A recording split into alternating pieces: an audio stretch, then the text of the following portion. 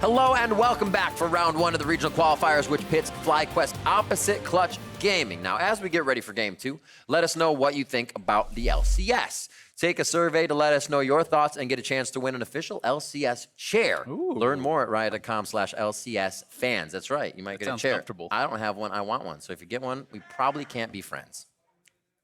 Maybe we could rock, paper, scissors for it. There you go. I like that. I like Yeah, that. we could both that's fair. If one of us wins, we'll rock, paper, scissors. Super fair. Fortunately for the fans, we're not the ones playing for it. So they even have a better chance to win. I'm sure we're not allowed. Yeah, absolutely. That's okay. We'll see who will win. We can figure out a way around it, you know? Absolutely. Enter under false. There's a riot button. We'll see who wins this one, though. We're getting back into the series. It's going to be game two of the regional qualifier here between Clutch and FlyQuest. And as we said, kind of going to the break, our last thoughts from the desk were, you know, a lot of people thought this would be a Clutch favored series all the way through. But surprise, surprise, it is not. And FlyQuest has definitely shown up to play today and bring it as far as it can go so they can get the victory. Yeah, definitely the case. I mean, I think the Jinx worked out very well for them. That was kind of maybe the surprise pick in game number one. But I do think that, you know, if you're FlyQuest and you think that Clutch is not going to be able to close out the game cleanly, then going full late game like they did makes a lot of sense, right? And I think that, you know, FlyQuest really was just small little windows away from being able to close that game. They could have potentially closed it on the 5v3 push. As they talked about on the AD, had Pobelter actually connected with that ultimate, maybe they win that team fight and win the game right there. So certainly the slimmest of margins, and they just kind of have to stay strong mentally and trust in their preparation that they can come back and take game number two.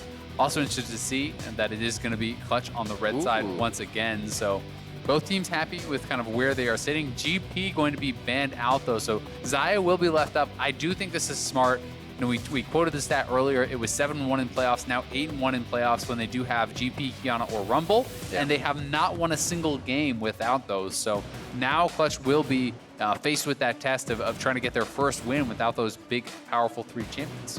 I like the thought here from FlyQuest as well. You know, they either take that or give it away, saying, we'll give Huni something, and then we'll play against the bot lane. And maybe Turtle and Wadid said, bot lane felt great overall. Doesn't seem like they're playing too aggressive. Maybe give them one of those champions to take the GP out. Yeah, so this is really interesting. You know, grabbing that first pick Rakan, Xayah Rakan had been very big for Clutch, so I do like it as a takeaway. You do still have to be worried, though, about the Leona, right? So you could actually go Leona and Xayah right here, deny the Xayah Rakan combo, and have the support answer into that.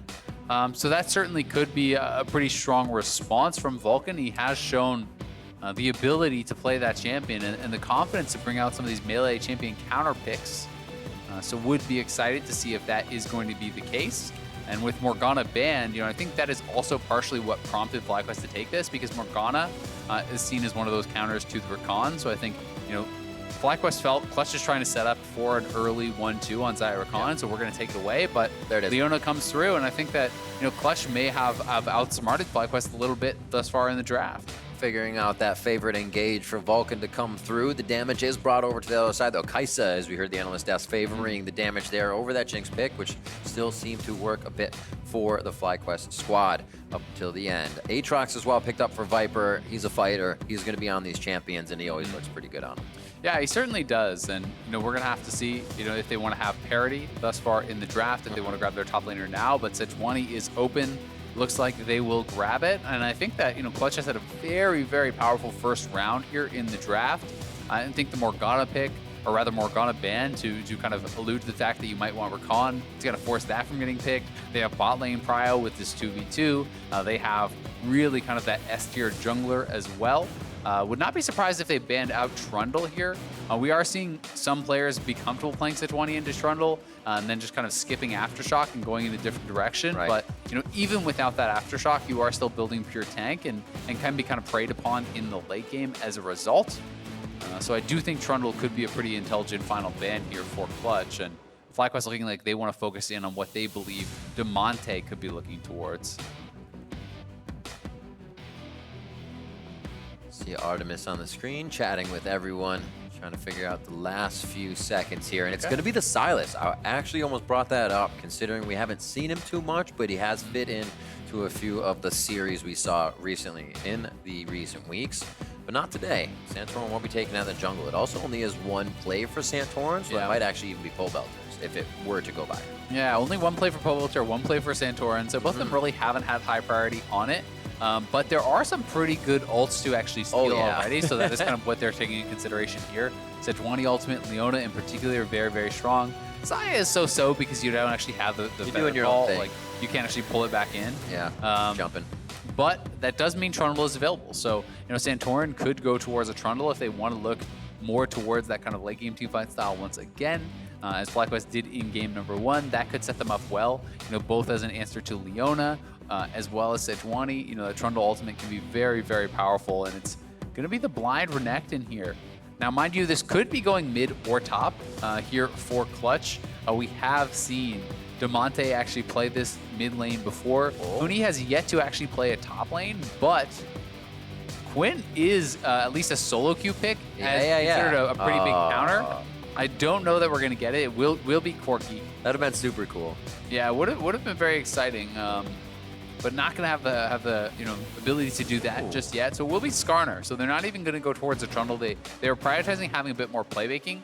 This is fairly similar, I think. Yes, it is different champions, but it's a fairly similar kind of play style to what FlyQuest did in game number 1, where you have these 2 hyper carries in your mid and your bot lane. You have this kind of earlier mid-game threat with the Aatrox. You have a tank jungler, as well as this is a bit of a different look with the engaged support instead of that more defensive support, but fairly similar stuff. It feels like coming out here from FlyQuest and Clutch, changing things up a bit here. Huni actually going to be taking the Renekton up into that top lane. And it will be Syndra here for Damonte. They're going to have some really good engage here with the Leona as well as that Sejuani. So, Turtle's going to have to be on point. So is Pobelter. Those are going to be the main targets, it feels like, for Clutch, diving and trying to take them out in the team fights. Certainly going to be the name of the game. And we're going to have to see Viper playing incredibly carefully. When you're going up against Renekton and Sejuani, the Renekton can help to stack that Sejuani passive. You can actually stun them into a knockup from the Sejuani, then use the passive stun right out of that. So there's a lot of CC that Viper will be dealing with up on that top side. All easier said than done, though. You can tell yourself to do that, and then you flash first, and you're like, I'm going to walk away now. No, I'm just kidding. These guys don't make those mistakes. We will see now the coach is shaking hands and leaving the players with those last few words as we head here into Game 2. Clutch Gaming looking to keep the consistency going with the victory that they did find, but maybe in a little bit cleaner of fashion. Great job by FlyQuest to keep themselves in that. Keep the series going. I cannot wait to see what happens throughout this entire series. Yeah, it definitely has been a very close one thus far. Clutch coming in as the heavy favorites. We'll see if they can pull away at all here in game number 2, push us to match point, or if FlyQuest is going to even us right back up. I'm excited. We're almost onto the Rift. Rivington Third and Xayah bringing this one to you as we open up, and it's beautiful. Well lit and ready to be rifted. Players are out into their lanes. Let's see what happens for this next game here. Pretty orthodox buys all around. Looks good. Coin for Relic there. So Wadid just looking to pick up some gold in the bottom, be able to get out wards nice and quick as Vulcan gets that sustained back on to Cody Sun. We have a quick sideline with Avali May and Clutch Gaming. Thanks, guys. I am here with Coach ThinkCard. That was an incredibly close and super long game. So as a coach, how satisfied were you with the team's performance? It's definitely nice to win for the confidence boost, but I don't think we played too well that game. We didn't play to our conditions, but we did kind of see FlyQuest strengths. So for the next few games, I think we did see a lot of what FlyQuest is going to play. So coming into this weekend, FlyQuest was definitely an unknown. People weren't quite sure what they had to prepare for. But speaking with you guys before the game started, you said that after game 1, you'd have a better read. So now, do you think you have them figured out? They might have some more things hidden away, but we do think that they have a very specific play style. And we think that if we just play to our conditions once again, then it's on us. If we play well, we'll win. Well, thank you and best of luck. Back to you guys. Thank you, Avali and ThinkCard. Always great to hear from the coaches on kind of what's going on in the minds of the players between the games and then heading back in and knowing that they feel confident, but understanding there was a bit of a flub in game 1. It's always good to hear. Yeah, I mean, you're coming into this series as Clutch. You don't know what FlyQuest is going to play. They haven't played a stage game for like over a month, right? So they could be coming out with something really crazy. Certainly feeling like you have a bit more of a handle on the fact once it's been Azir and Corki, once it has been 2 kind of scaling bot marksmen there for Turtle. We're very likely feeling, all right, okay, I get it. You're going to go try to look for late game. You're going to try to kind of hold on here.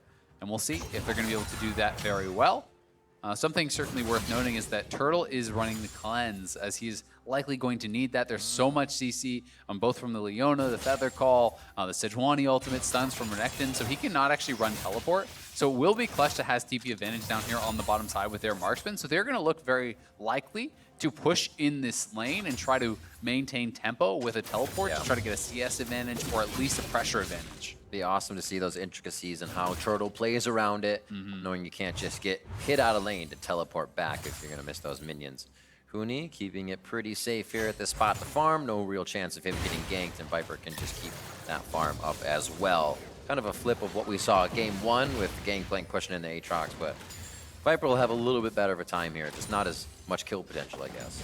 Yeah, definitely, a little bit of a better time with the early wave clear here, perhaps. But you do have to be very careful, because what Huni is kind of setting up is the wave is going to push towards Huni, and Huni can then threaten an all-in if you're getting extended too far up. The gank is actually coming, right? So when the wave is pushing against you like that, and you don't know where the jungler is, it can sometimes become very, very difficult to actually navigate how you're going to farm this one out. So Huni's certainly trying to put that pressure on Viper just through the implied threat of the jungler. Thankfully, they had that ward, and Sejuani was spotted out. Oh. See, minions like that just walk up and suicide into the turret. For pro players, they always say, I'm 100 health, but I'm just outside minion range, or turret range, don't worry.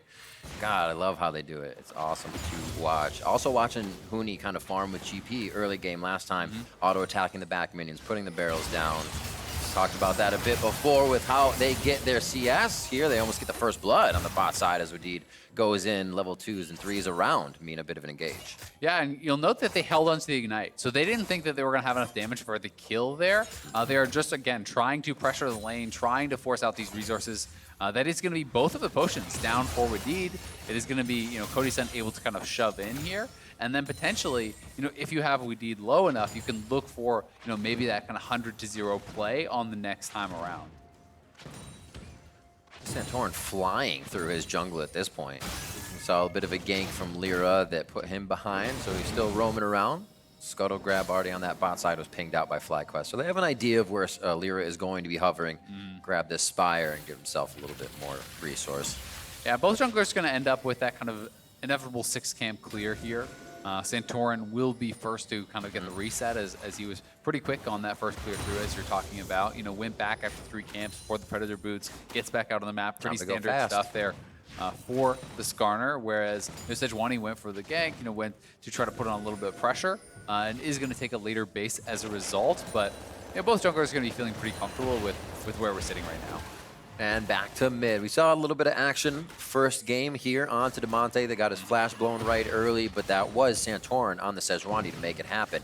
Now that's going to be Lira here for game 2. Pobelter, though, on the Corki, feel like he'll be always able to provide the damage he was looking to provide in the such chaotic fights that were moving around last game on the Corki. Definitely the case. And interesting to actually note here that we see, a Targon's Rush on Leona. Now, this is something you see quite a bit in solo queue, but not much in competitive play, actually. You almost always will see boots first for these players who want to be able to actually look to threaten the roam. Now, what this is signifying to me with both these supports actually upgrading the support items is that they don't really see mid lane as super assailable. They feel like this is going to be more of a 2v2 focused lane, so the additional stats and gold generation is going to be more valuable. Getting that Sight Zone out earlier is going to be more valuable than the ability to actually get out on the map and roam. So, these guys aren't expecting the action to be elsewhere on the map as much. Yep, they are at a clip right now of about 230 stacked up on that relic quest, so they're on their way. You see 2 stacks there used, or for Vulcan to use, but he's going to wait for the big cash in as it moves forward. No real aggression to start off. We saw a bit of a back and forth as Wadid went in for a quick dive and then back out to WildTurtle for safety here, but it's still waiting for that first engage, that first hit for first blood. Yeah, and I think, if you were to look for somewhere where it could happen, I think it's likely going to be around that top lane, with Lira, with Huni. That is certainly somewhere that they would love to target. Executioner's Rush again here for Huni. 2 games in a row, going to be going for that early on here against the Aatrox. So trying to have a little bit more of that 1v1 dominance and looking to try to force around there. So we'll see if Lira does want to try to get up to that top side and if they can get an advantage in that area, because for now, they have pushing top, they have pushing mid, and they're actually going to roam over and try to take this red buff away, utilizing those crushing lanes. So Lira is going to be able to take the red buff here, and as a result, get a nice little advantage for himself. And he's almost 6 now. This is nice. Damonte saying, I'm 6. Let's flex some muscles in the jungle. They definitely can't stop us on this bot lane push, as you were saying. A little bit of love towards that top side as they're playing with pink wards. Huni's trying to get that damage down, but gets pushed out of the situation. He's got a ward just behind him as well. Nicely placed by the top lane that's giving them a bit of information when they need it. Yeah, Huni was actually working on the scuttle there. Santorin did just come over and smite it away, which is always pretty annoying as you're working away on that. Fun times. It will be clutch, taking the dragon. They knew they had bottom side pressure. They knew they pushed Santorin out towards the top side of the map as they actually stole that red buff away. So, instead of going back to his own jungle, Lira just goes over the wall, takes that dragon down for themselves, and it will be that early mountain dragon, which could pay dividends later on. 2 minutes till we get that Rift Herald up. Have to see if FlyQuest will once again respond. Give me kind of a level 6 rundown of where you put the power for these teams. Clutch hits 6 and kind of breaks the lane, so they want to fight right away, or is FlyQuest more in the seat there? I think Clutch actually has, a much better level 6 when you're looking kind of across the map here. When you're looking at Syndra, as well as, Sejuani, those ultimates I think are kind of easier to get a lot out of in those sort of situations. Xayah also, I think, is more effective right at 6 compared to someone like the Kaisa. Kaisa needs a lot more items generally to get going, whereas Xayah, in early game can almost kind of effectively function as like a spellcaster, just utilizing a lot of damage from the abilities and less damage kind of from those auto attacks. So I certainly do favor Clutch at level 6 if it were to be that kind of 5v5 brawl. See FlyQuest try to avoid that. You get Pobelter big and in a side lane, you can really start to pull this Clutch composition thin. You can't really get that death ball going. Huni's doing still good on the top side, 79 to 64. We saw a discrepancy in CS there, but that's a big wave for Viper to pick up anyway, so he's not too far behind. No, not at all. He's keeping it fairly close there. Huni can be happy with the pressure they have up on this top side, though, and good eyes. And then it's going to be up to Lira to try to get something done with that. They get that ward onto Santorin, will be cleared out by this pink, but still, they know now where he is. You can see Wadid moving up towards this top side and trying to kind of get vision down and perhaps preempt a potential Rift Herald here, getting that early ward down, and if you can get any sort of kill or vision there, when Clutch actually goes over to it, you can be prepared. But everyone already converging on this. You can see that Leona has moved up, Rakan has moved up, both junglers are in the area here as well, and it's actually FlyQuest making the move first, perhaps anticipating that Cody Sun would have been coming up.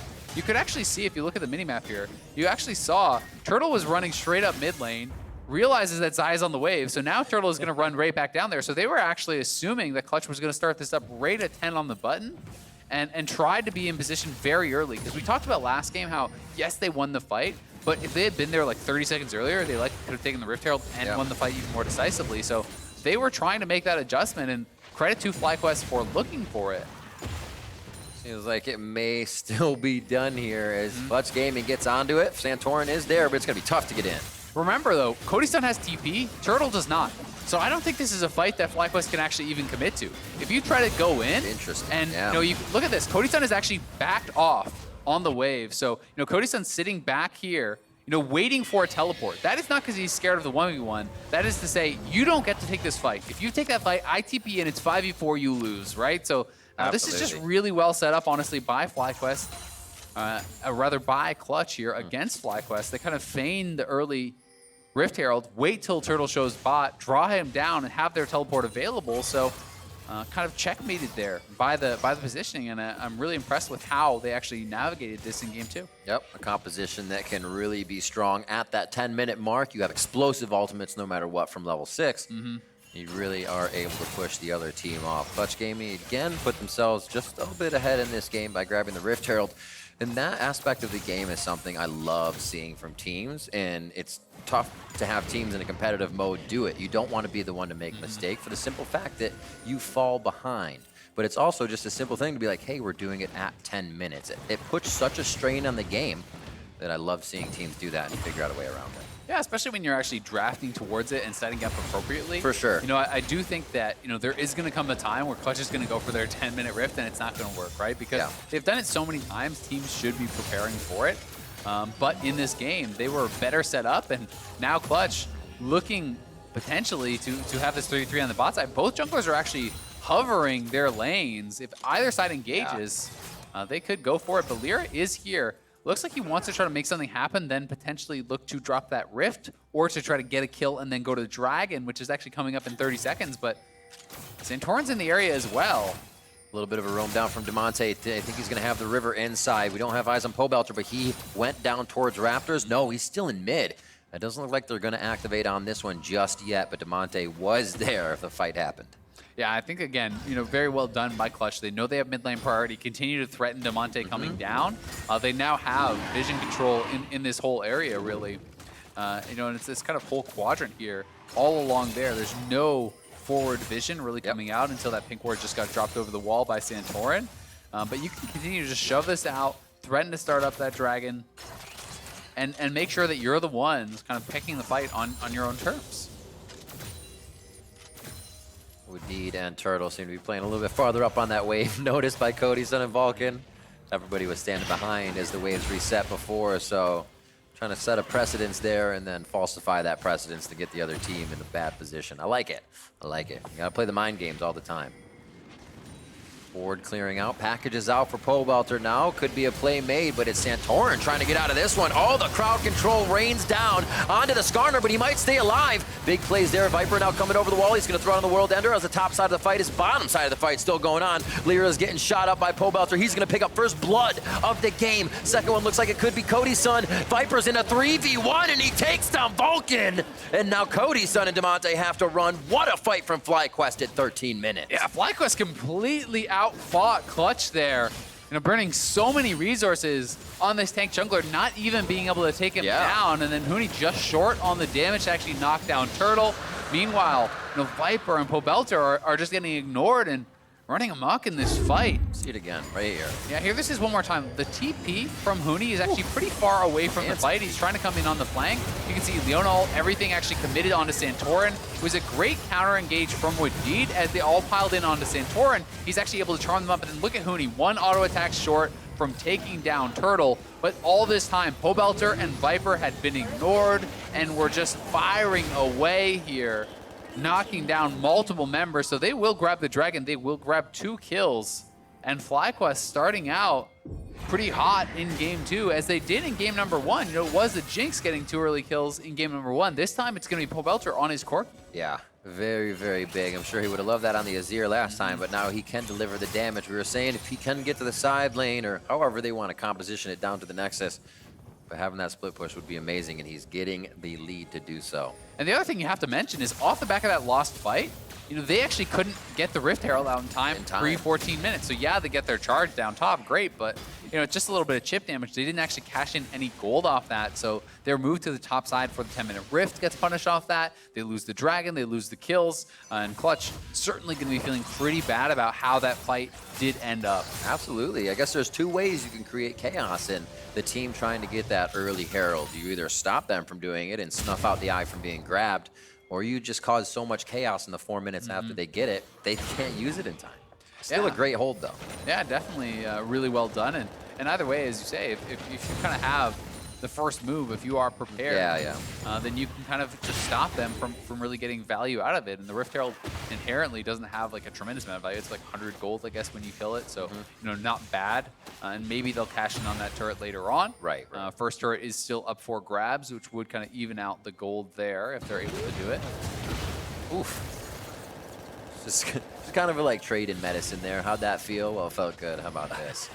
I like it. They're testing the damage as they come back. Triforce finished, and so is the Ludens. That's going to be the add-on of extra damage, and the CC layering on top of itself is going to allow Pobelter now to get out of this situation. I think Lira's ult was actually just a bit short.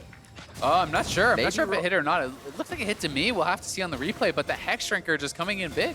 And they actually decided to go for that because he Valkyried aggressively onto Damonte to actually start out that previous trade. So they say, all right, let's just kill him. But, didn't even force the flash. Yeah. He just calmly walks away. Fairly tanky with the early health from that Triforce, as well as the Hex Shrinker. Now Turtle, swing and a miss. Could have gone into overdrive as well, get himself some distance if he needed to. Knowing that Zenith's Blade is down, now FlyQuest feels a bit more comfortable to be in the face of this Leona. Solar Flare as well is down, so they can't get the ultimate out, and this could be a turret going down the top side for that first brick. It's protected in the bot by Viper, so a great job by FlyQuest. Mobilize around the map again, trying to give that solo cold to Turtle. Yeah, and able to do so as, here's this play one more time. So I do think everything hit. We'll watch it though. There is the Leona ultimate that connects. In comes the scatter. There's the Zenith Blade, then the stun. The Leona, or rather, everything did actually connect. He didn't have Ignite quite up, unfortunately for them, so just didn't have enough damage to actually knock down Pobelter, despite the fact that was a great CC chain. Just short on the damage, and Pobelter gonna be pretty thankful he got those early couple kills for the extra gold. It makes a difference. Oh boy, this makes a difference too. Walking right into the brush. They didn't even know Clutch was going to be this far on the side of FlyQuest jungle, but FlyQuest again thwart the kills right away, and now they're able to add the damage. That's going to be 2 down as Lira and Vulcan fall immediately. Huni still can't pick up a kill. Another sliver of health, just getting away from him. Yeah, Clutch are just committing on these fights. This is twice. The fight around the dragon, now this fight around the red buff. Both times to Santorin. He's a very tanky member. They're committing all their damage onto him and just falling short. Not able to actually burst him down, so everything actually going straight into him.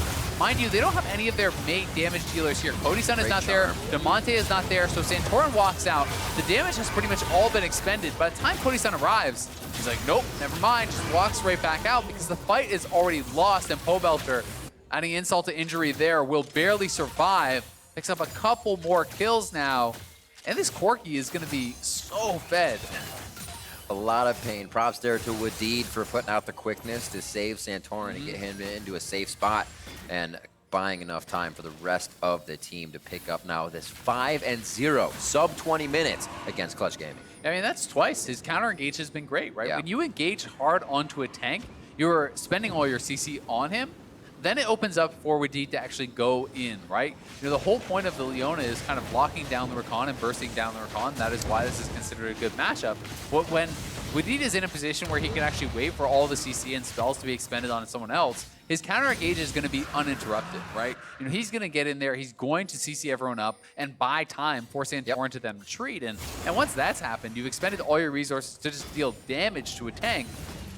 The damage dealers are going to go crazy on FlyQuest. And look at the way it's manifested for FlyQuest as well. A 0-0-5 for Wadid, Pobelter's 4-0-1, and Santorin is 0-0-5. It's been a 3-man team making this happen. All of them have 100% kill participation, so super mobile this game, and FlyQuest did not let game 1 deter them at all.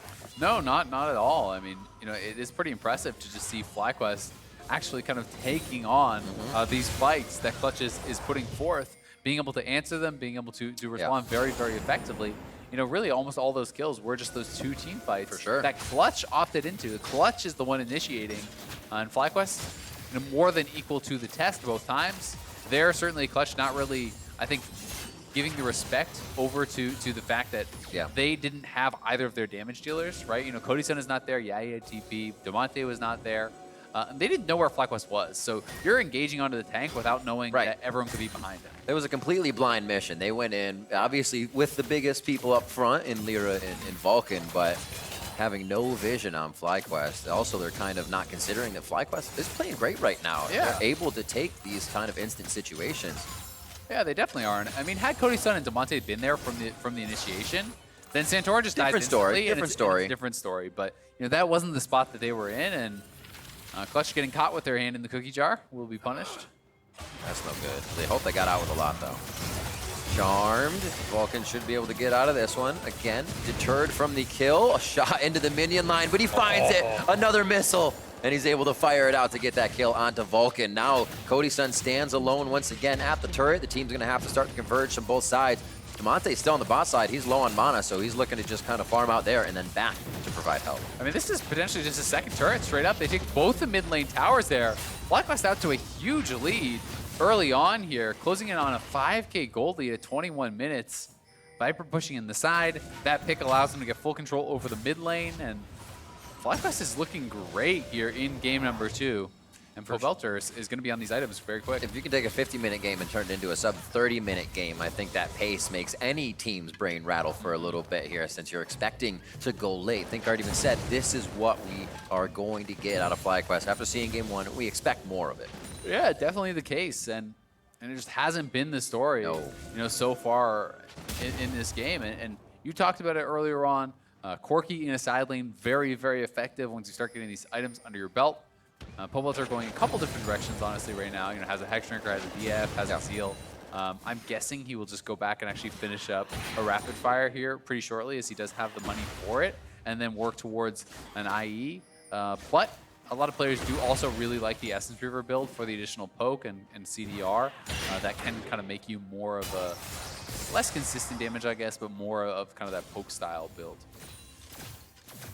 Santorin now with a Righteous Glory. Gonna get in there, try to go fast before that window of Quicksilver stashes is able to get into the inventories of Clutch Gaming. It becomes much harder. We actually saw FlyQuest foregoing the Quicksilvers for the high damage items last game before they put that Quicksilver in or third item as a full build, but we'll see how Clutch Gaming responds. And I mean, it's even tougher this time around for Clutch, because when you are behind, and then you have to kind of stop for these luxury items, you fall so far behind the curve, right? You know, you're looking over, you're seeing Cody Sun here, you know, he's on his 2 items. Turtle's on 3. You don't want to have to stop for a QSS. Xayah, this could be bad. Scatter the weak back and a flash. Teleport coming in. He's not going to try to Valkyrie forward. He gives it up on that. Doesn't know what else is in the brush ahead of him, but what a fight. And Pobelter is putting the pressure on Damonte. Yeah, it certainly is. Gets both of the sums out there from Damonte.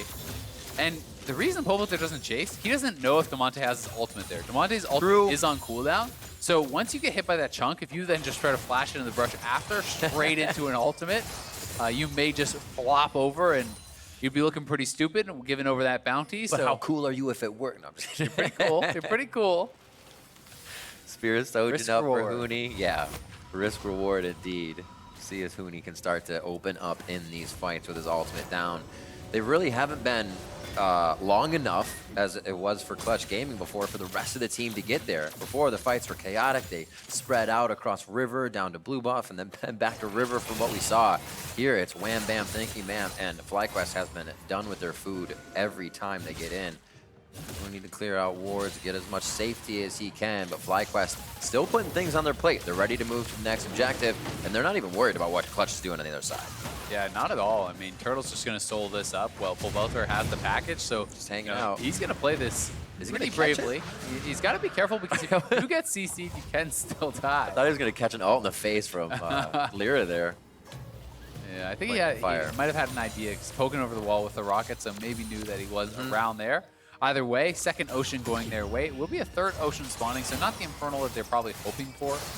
But one of the things that I always do kind of like with this sort of a setup is when you have double Ocean plus Mountain, it sets up Baron baits very effectively. You can burst down the Baron a lot faster with the Mountain, but you can also afford to take some of the poke from the Baron by constantly starting it up and threatening that you're on it, and then just regenning that back up with the Ocean. So it allows you to really stay out on the map longer and forces Clutch to kind of base check in a situation where maybe it would be detrimental.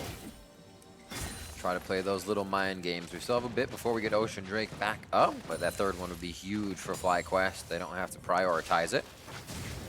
They can decide it will make them much stronger and go for it, though. Pretty big at 5-0-1. A few of the kills still now going over to Wadid as they pick up that for an assist on him.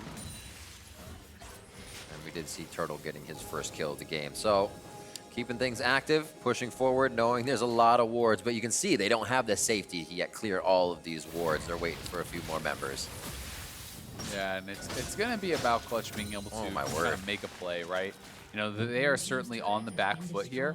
And I do think that is a very scary position to be in when, you know, you really cannot think that you're going to like just outskill this or kind of win easily in the later stages. You know, Corki as well as the Xayah are going to be extremely threatening, and you know, FlyQuest is in a comfortable position.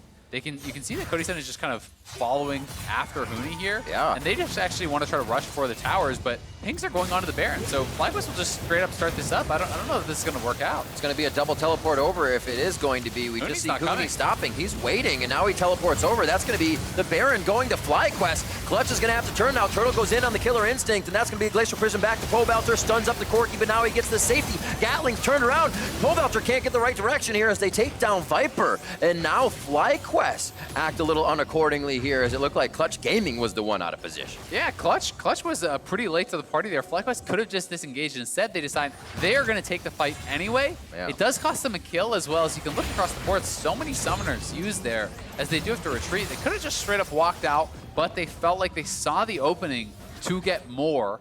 As a result, they will lose one of their Baron buffs in that side lane, which Yeah. is a fairly big deal. Still but feels good to get Baron. it still feels Yeah, very, yeah. very good. And Absolutely. we'll see how much gold they can actually get off the map, because there's not a lot of standing towers, really. It's just the one bottom lane tier 2 and then inhibitor towers to actually grab here. So we'll see if FlyQuest feels bold enough to actually try to push for the base.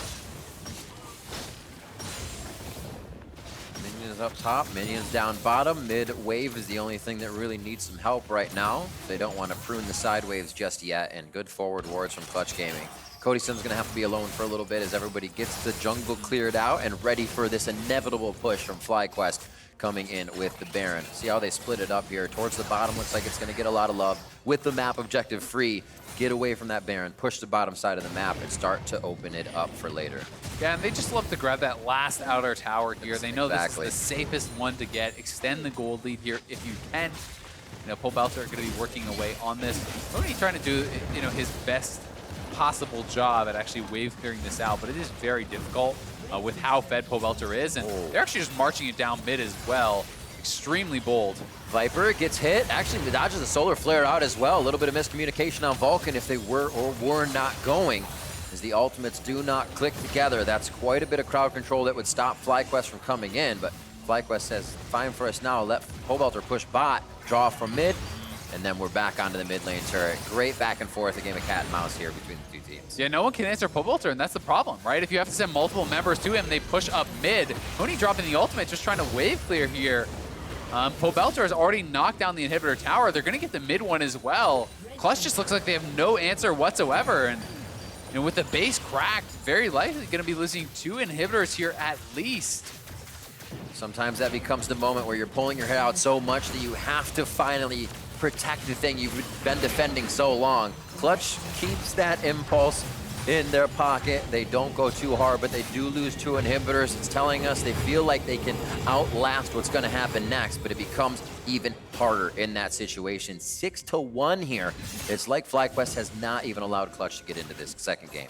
Yeah, it's been a very slow and methodical game here for FlyQuest, but they have had the answers to Clutch at every turn thus far. Clutch, you know, not even really thinking that they had an opportunity to try to start a fight there. You know, they dropped the ultimate onto Viper, but Viper was not really even close to going down. He's Hysterics, he still had the stopwatch, Yeah. so you know, they weren't even close to having the damage to actually knock him down. And without any sort of answer to Pobelter in the side lane, I fail to see how you're really supposed to actually stop this. You need to have a miracle engage to actually come out and immediately kill someone off, but Pobelter now has even more safety with the package, and supers are going to be coming in really from all sides here. You can see the pings down here.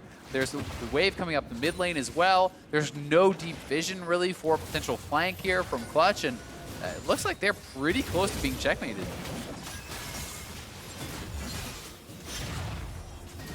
Giving them some time to slowly clear out the minions. Just a red buff refresh. Why not? Get everything you can on the way in, because this looks like it could be the final fight. Looking around, see if we got any potions here. Looking on the WildTurtle. It doesn't have an elixir just yet. Just a few of the other upgrades from his teammates now. A big shot from Pobelter onto the turret with that Sheen proc. Infinity Edge Rapid Fire onto him so he can get those out from a little bit safer of a range. And one super minion alone can almost take a turret down by itself, so it has to be a little bit of prep work done now on the minions coming into the base. Everybody of Clutch Gaming is standing together now. The only one that's really kind of peeled off is going to be Lira, that tries to go back and forth looking for the initiation, but it's going to be a tough one to find. Yeah, Turtle trying to threaten this Nexus tower now. Clutch does have a little bit of time because the next wave is pretty far off up in that top lane there for Pobelter. So they have bought themselves some time, but the siege never really has to stop. You can see Pobelter just going to walk up, use a rapid fire shot onto that turret. They have double ocean, so it's the engagement. Turtle goes down. That's going to be unleashed power right onto him. Wadid's going to be the next one. He tries to charm his way out, and the quickness is just fast enough to do that. Pobelter's damage on the top lane was slow as there was no wave, and Clutch struck at the perfect time to keep themselves alive. Yeah, they burst down Turtle there, and they needed something like that. A pick was really their only chance of dissuading this death push here from FlyQuest, and they are going to get it. Damonte is able to find this one. Yeah, does hit the Scatter of the Weak. Full combo coming out there. The ultimate just barely enough to actually complete that burst combo and knock him down. We'll keep their top inhibitor tower alive. We'll get him more time to complete some items here. Death Cap now coming through is very, very big. And you can see Cody Sun's been sitting on 3 items for a little bit at this point. So, there is a little bit of a glimmer of hope now for Clutch, but it's going to be about the Baron. And they have no forward vision whatsoever, so they're going to have to push down mid lane as a unit and then try to get over towards that Baron. Much more damage has been done to Clutch's base by FlyQuest than what we saw in the first game before a back and forth. But if Clutch is able to take a few more fights in the middle of the map here, this could very much become an even game. This fight's taken here by FlyQuest. They quickly grab up the member of Clutch Gaming. Huni goes down, and that's going to be the rest of the team now getting themselves to safety. Bot lane's got super minions coming in right now. Top lane won't even be worried about it, seems, but FlyQuest will take a bit of a break to make sure they have the Dragon or Baron pressure, and it's coming now. Yeah, they're just going to go and try to grab this Baron here for themselves.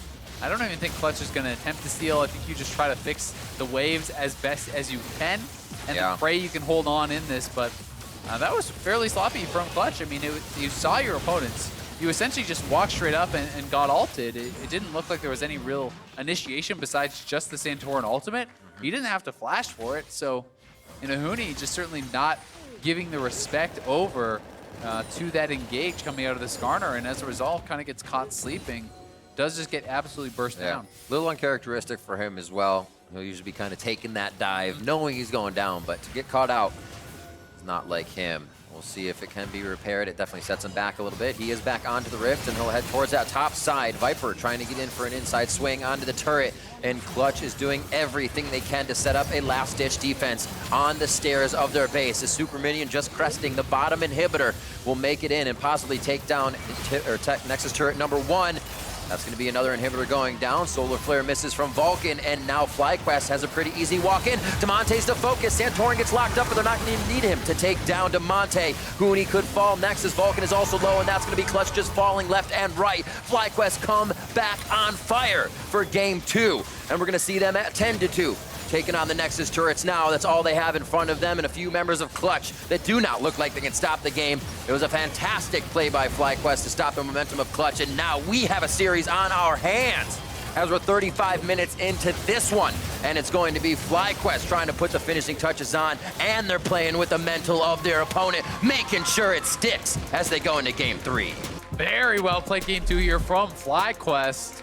Really back and forth, long game number 1. And game 2 here, FlyQuest really dominant pretty much the whole way through. And we stayed sides as well. Yeah, Clutch really wasn't able to get much of anything going, it didn't feel like, in this one.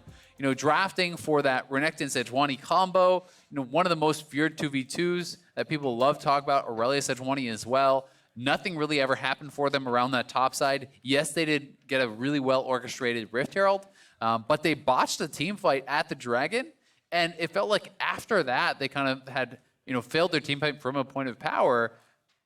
Pobelter just took over. I mean, Pobelter got so many kills. He got sideline pressure. We saw him forcing out summoners from Damonte in the side lane, and FlyQuest was able to kind of have the run of the map as a result. Always first to set it up the fights, always first to engage in. Always the ones coming out on top. 3 members I mentioned earlier still have huge kill participation, and actually all 11, 1-0 and 11 from Wadid for 100% kill participation. So FlyQuest omnipresent in this game, and it absolutely played to their win. To give their thoughts on game 2, let's send it over to the State Farm analyst desk. Thank you, Riv. FlyQuest, they evened it up at 1-1, and I would venture to say that they do it in far more dominant fashion here in Game 2 than Clutch was able to put together their win in the first game of the day.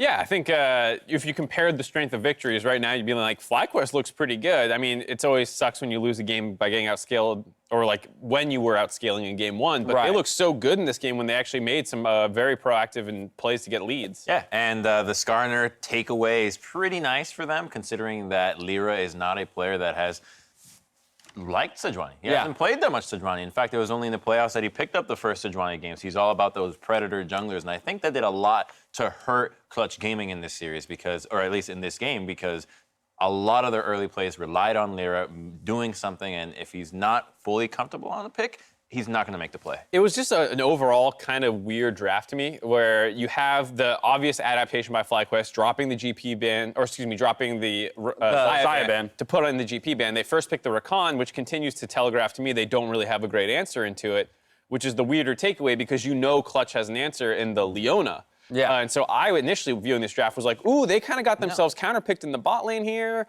They could have just taken the Xayah and then had their own answer to the Rakan. There was a Morgana ban, but you haven't really seen that come out of Wadid yet. So I would have hesitated to say, like, okay, show me that ban. We're up a game already. Show me the Morgana before I ban it. And I would have banned out more of Pobelter's champion pool. Yeah, show me the blue side for Clutch Gaming here, because 2 games for FlyQuest getting away with these 3 bans seems like way too much. You get to ban Kiana, Rumble, and GP. No other team was able to do that because of the difficulty in sides, yet somehow they can just walk away scot-free with this draft.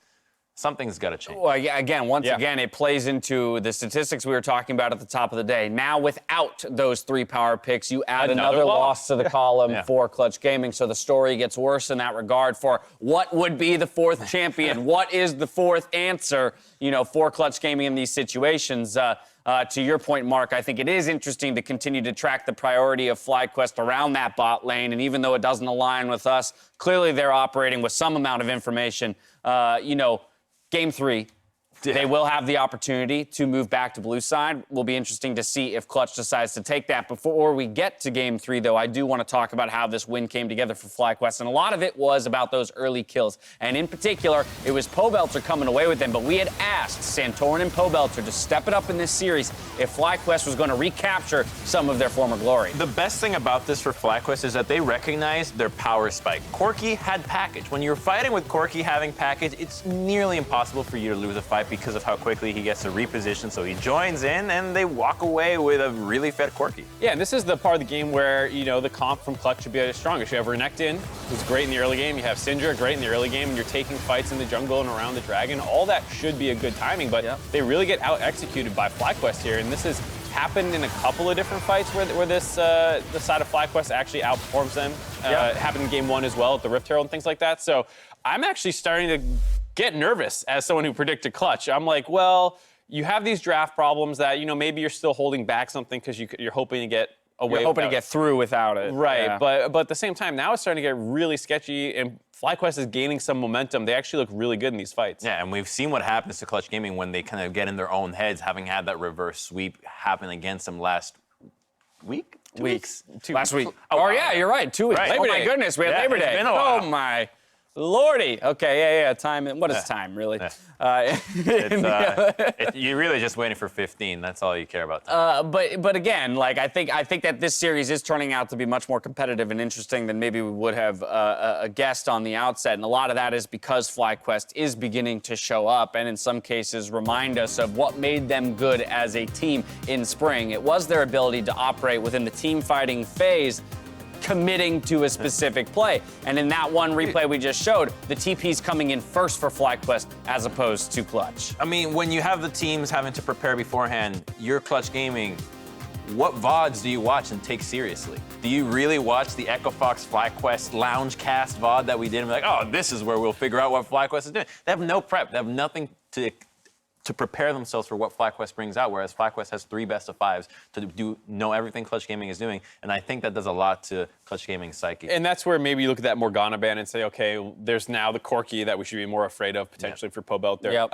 But Clutch is going to blue side. I'll let you guys know. Figures would have guessed that's the case. There hasn't really emerged a clear priority pick for the series, I think, right now, where it's like, this is the takeaway on blue side. I think it is much more about the bans, where you're just freeing up opportunities. They now have to ban the Yuumi. You can potentially first pick a Rumble or Kiana if it shows itself. I mean, so the assumption here now is that Clutch will get one of those three, unless FlyQuest is so concerned about those three that they're willing to leave up. You could always take that risk. The You are Yuumi, tied the right now. Akali. I think you leave up Yuumi. I really think that's the play because it's so not like Clutch Gaming's play style. You're not going to have Vulcan playing a backwards mage, let Cody Sun be aggressive in the laning phase and get a lead this way and kind of bully your way through the bottom lane and try to get a 10-minute swap. That's not Clutch Gaming. You give them Yuumi. Sure, it's a powerful pick, but not their style, and it should not work if you're in FlyQuest. We'll have to see what FlyQuest themselves decide to leave up here in this third game of the series. They've tied it up, though, and we'll see who can get the upper hand when we return for Game 3.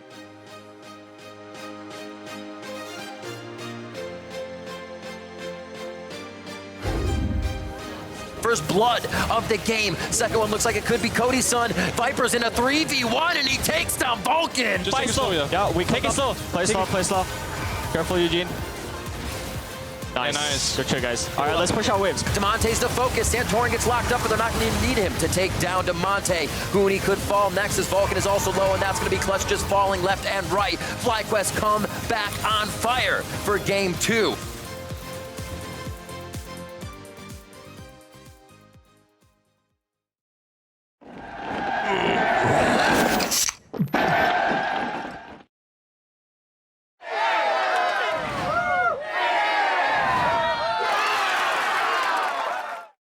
I had a tournament in New York, and we got second in the world.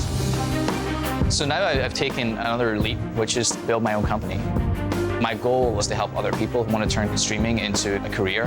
The biggest thing you have to realize is it's a team game.